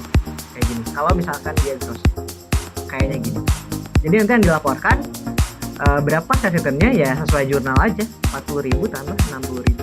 40.000 dari sales return yang benar-benar kan, dan 60.000 dari estimasi. Lagi-lagi ini nggak tahu ini jawabannya baru. Coba nanti ya lihat realnya kayak gini. Sekarang gimana kalau asumsinya cash? Maka November 2019 kita catat cash sales pada refund liability tadi ya. Refund liability 2 juta kali 2 juta. Terus sales revenue-nya 2 juta kalikan dengan 95%, refund liability-nya 5%. Kalikan dengan 5. Kalau dia pakai refund liability ya. Kalau semisal yang nyatanya 60.000 tadi nggak dibalikin, maka jurnalnya gimana? Nanti allowance-nya dibuang allowance-nya pada sales return and allowance dibalikin aja, atau langsung ke RE juga nggak masalah. Jadi allowance-nya dibuang, kreditnya itunya nambah net income. Boleh pakai sales return and allowance, tapi kan udah ditutup ya, jadi ke RE aja kayaknya. Nah, kalau jawab soal gini tuh perlu jurnal kan, nggak boleh langsung 250 kali 400. Mungkin kalau net boleh ya, kalau net langsung aja gitu, nggak perlu ada jurnal. Mungkin saya nggak tahu. Lanjut 3 Desember 2011. Kalau misalkan tadi gimana? Kalau dia asumsinya kita pakai akun refund liability, berarti kita catat refund liability pada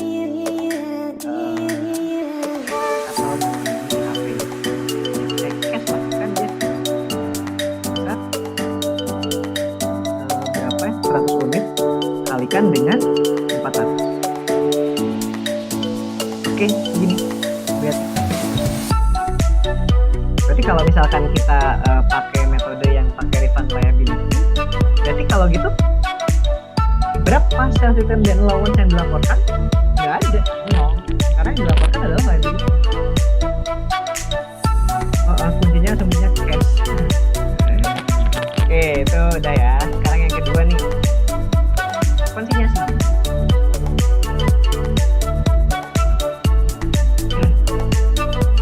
Kalau 60.000 jadi dibalikin, beneran real dikembaliin gitu ya, maka jurnalnya allowance-nya dibuang pada AR, mengurangi AR. Iya betul, allowance for SRA pada AR. Yes. Jadi soal 2 nih kita lanjut, ya ampun masih cuma 15 menit lagi. Pada tanggal 5 Agustus 2018, Famous Furniture mengirimkan 40 set makanan secara konsinyasi ke furniture outlet. Biaya masing-masing set makanan adalah 360, kosnya 360. Biaya pengiriman set makanan sebesar 3.600 dan dibayar oleh Famous Furniture. Jadi dibayar oleh consignee ya, si pengirimannya. Pada 30 Desember 2015, penerima barang melaporkan penjualan 30 set makanan. 30 set makan seharga 850 masing-masing. Penerima consignee mengirimkan pembayaran untuk jumlah yang harus dibayar setelah dikurangi komisi 6%, biaya iklan 600, dan biaya pemasangan dan pengaturan sudah 380. Maka jumlah uang tunai yang diterima oleh Famous Furniture adalah, kita pengen lihat jumlah uang yang diterima oleh consignor berapa. Yang diminta jumlah uangnya doang ya. Sudah, berarti kita bikin aja jurnal cash, itu isinya revenue from consignee. Revenue from consignee-nya ini enak nih, mudah, 850 kalikan dengan 30 set makanan. Jadi yang terjual kan gitu ceritanya, 30 set makan seharga 850. Berarti revenue-nya 850 kalikan dengan 30. Revenue-nya segini. Sekarang berapa sih cash yang diterima? Nah, buat ngitungnya kita lihat dulu apa aja pengurang-pengurang komisi-komisi yang dibayar oleh si consignor. Penerima mengirimkan pembayaran untuk jumlah yang dibayar setelah dikurangi komisi 6%, commission expense 6%, kalikan dengan 25.500 sama dengan 6%, kalikan dengan 25.500. Terus satu lagi adalah pemasangan dan pengaturan. Oh, iklan masih ada deh, iklan advertising expense itu sebesar 600. Terus pemasangan dan pengaturan, installation and ya udah installation aja lah, sebesar 780. Sehingga cash yang diterima oleh consignor adalah ini kurang ini kurang ini kurang ini. Oke, selesai. Soal 2 selesai. Ada yang dulu. Jadi revenue-nya dari sesuai dengan harga yang dijual oleh si consignee, 850 kali 30 Tapi cash-nya nggak diterima full karena dipotong commission expense, dipotong advertising expense, dipotong installation expense.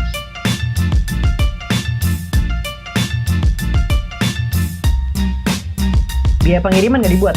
Biaya pengiriman dibuat di awal, nggak nyatu sama ini, nggak nyatu sama ini. Biaya pengiriman udah dibayar di awal. Jadi ini kan diminta cuma jumlah uang yang diterima dari kalau buat pembayaran ongkir itu di awal harus dicatat inventory pada cash atau freight pada di awal, bukan nggak nyatu sama ini. Jadi cash yang diterima dari konsinyasi biasanya.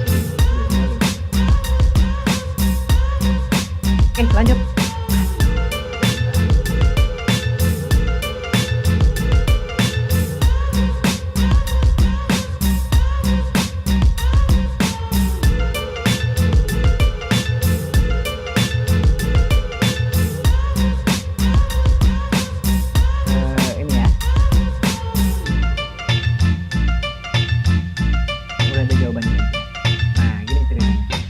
Jadi perintahnya adalah kita analisa 5 langkah pendapatan yang kayak kemarin.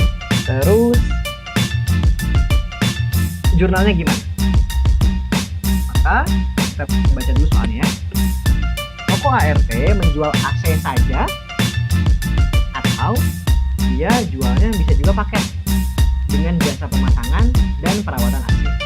Harganya kayak gini, AC saja segini, AC dan pemasangan segini, AC dan perawatan. Perawatannya katanya 4 kali dalam setahun setiap 3 bulan. Jadi perawatannya setahun 4 kali setiap 3 bulan. Atau AC pemasangan dan perawatan seharga sekian. Biaya perawatan AC, nah ini hint. Biaya perawatan AC dijual secara terpisah dengan biaya 120.000 per kedatangan.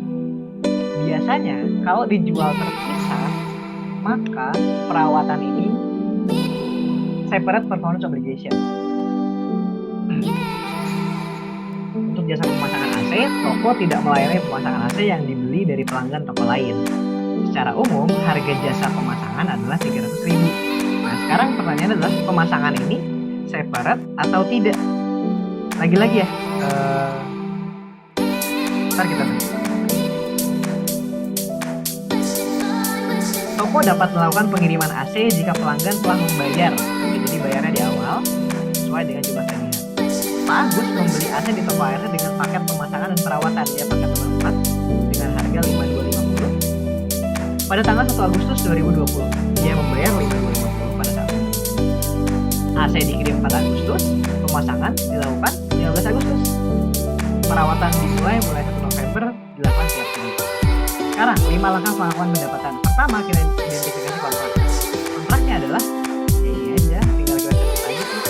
Toko ART menjual paket nomor 4 yaitu AC pemasangan perawatan selama tahun dengan Pak Agus pada tanggal 1 Agustus.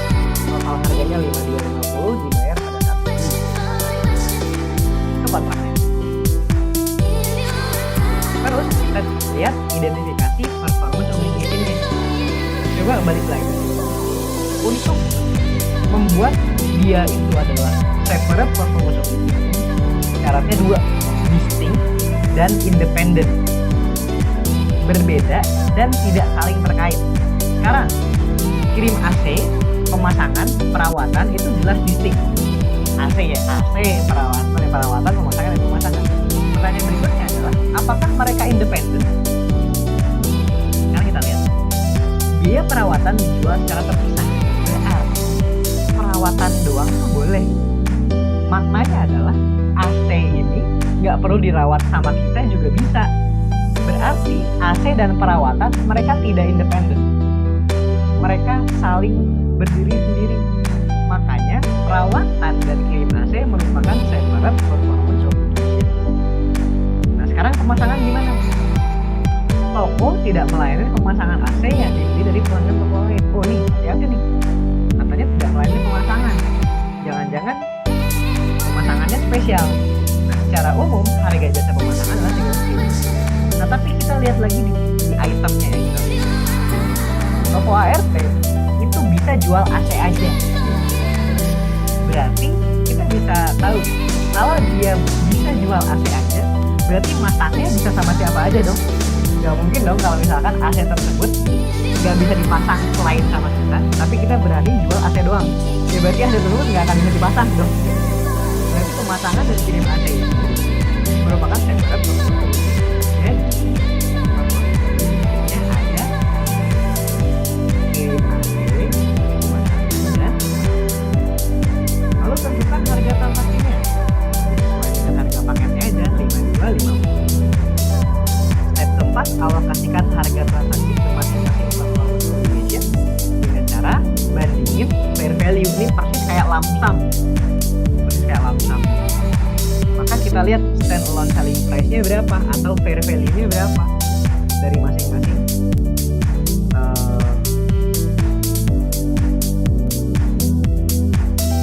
kewajiban. AC itu kalau dijual terpisah harganya 4750. Kalau semisal jual AC itu di list sepaket sama pemasangan, misalkan dia nggak bisa jual AC aja, AC itu harus dipasang sama saya, nah itu baru satu performance obligation. Kalau AC tersebut nggak bisa dipakai sama sekali, kalau nggak dipasang sama saya, itu baru ya satu performance obligation. AC dan pemasangan ini tidak independen gitu. Jadi misalkan di sini nggak ada AC doang gitu ya, itu kan berarti mengimplikasikan bahwa AC tersebut nggak bisa jalan kalau nggak dipasang sama saya gitu ceritanya. Maka itu satu otonomi, bukan separate. Pemasangan katanya standalone selling price atau fair value-nya ini 300.000, terus perawatan itu 150.000 per kedatangan. Dia kan biasa 1 tahun kali ya, 150.000 kali 4. Total fair value-nya kita jumlahin 5650. Sementara harga transaksinya 5250. Maka 5250 ini kita alokasikan. Gimana caranya?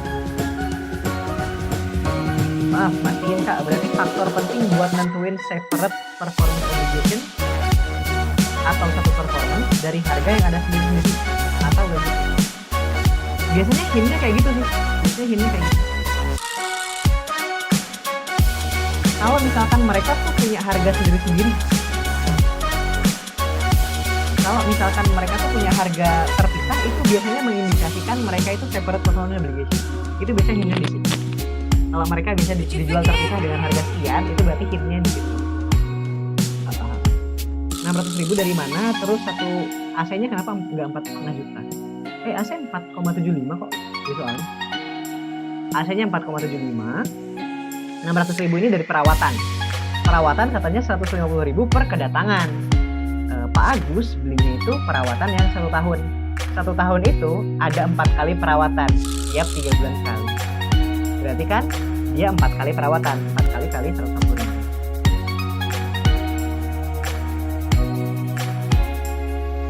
Mirip sih betul lah.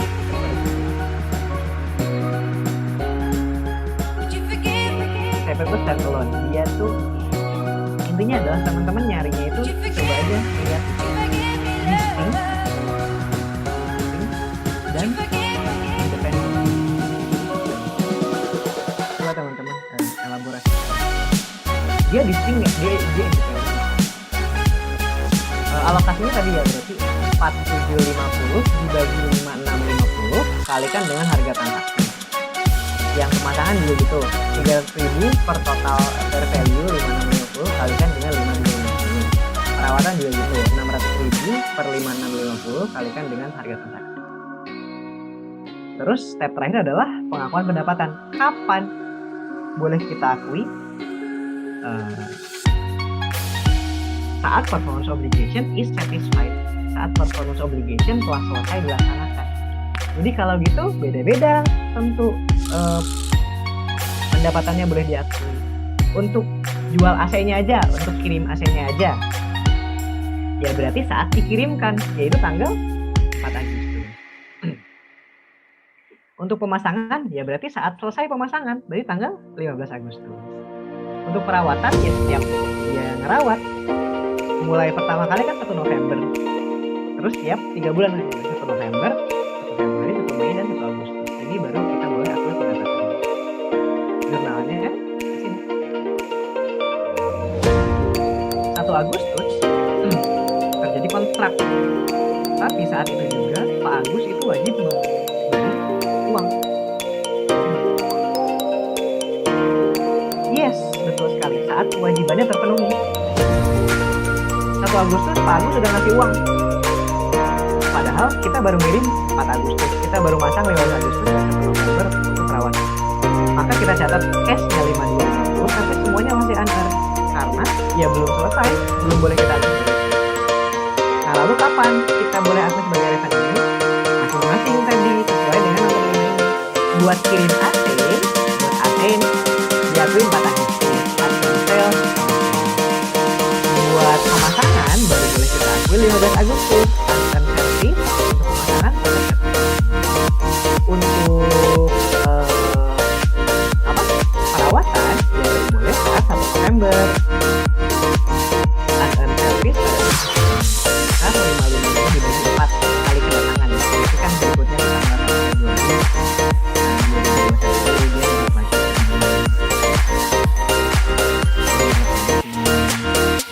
hampir 4 kali ya. Yang 1 Februari, terus 1 Mei 2021 sama 1 Agustus 2021. Dia nyatet kayak gitu terus.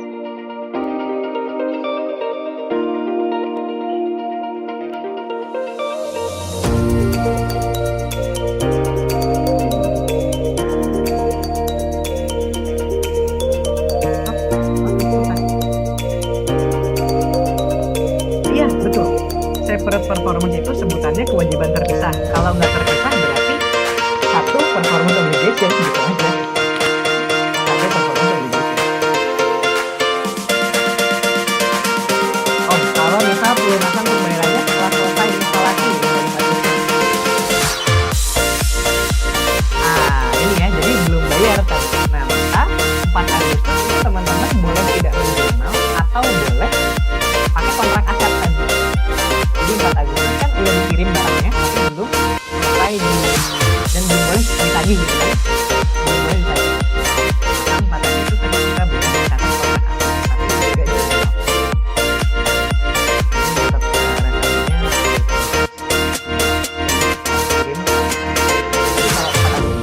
kontrak aset pun nggak.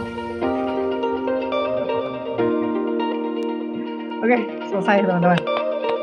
Oke, sampai jumpa minggu sore di kelas praktik kalau teman-teman dapat praktik.